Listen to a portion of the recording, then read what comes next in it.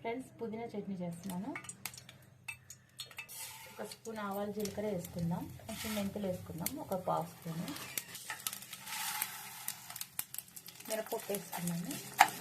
మినపప్పు కొంచెం ఎక్కువ వేసుకున్నాం, పచ్చడికి బాగుంటుంది.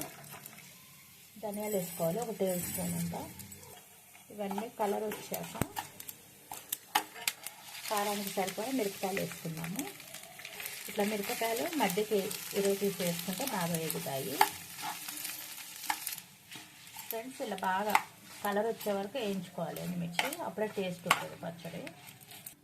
ఫ్రెండ్స్ చూడండి, నిమ్మకాయ సైజంత చింతపండు నానబెట్టి పెట్టుకున్నాను. ఫ్రెండ్స్ ఇవి వేగిపోయాయి, ఇవి తీసేసుకున్నాం ప్లేట్లోకి. పుదీనా వేసుకుందాము.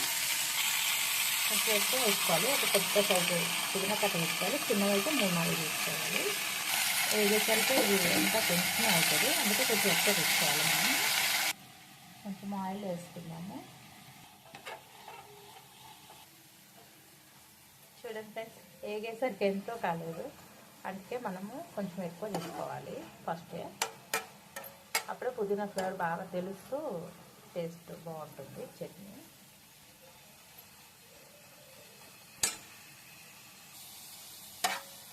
చూడండి వేగిపోయింది, ఇంకా తీసేస్తున్నాము.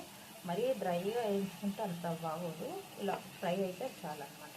ఆ ఫ్లేవర్ బాగా తెలుస్తూ బాగుంటుంది. ఫ్రెండ్స్ ఇవన్నీ వేసుకున్నాం కదా, ఇలా మిక్సీలో వేసేసుకుందాము.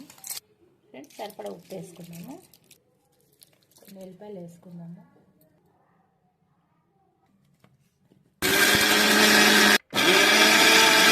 ఫ్రెండ్స్ మిక్సీ పెట్టాను మిర్చి, ఇప్పుడు పుదీనా వేసుకుందాము.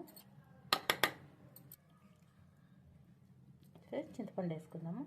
నిమ్మకాయ సైజ్ అంతా వేసుకుందాము, సరిపోతుంది. ఫ్రెండ్స్ చూడండి, రెడీ అయిపోయింది. ఇది వేడి అన్నంలోకి ఒక స్పూన్ నెయ్యి వేసుకొని, లేకపోతే నువ్వుల నూనె వేసుకొని తింటే అద్భుతంగా ఉంటుంది. టేస్ట్ సూపర్ ఉంటుంది.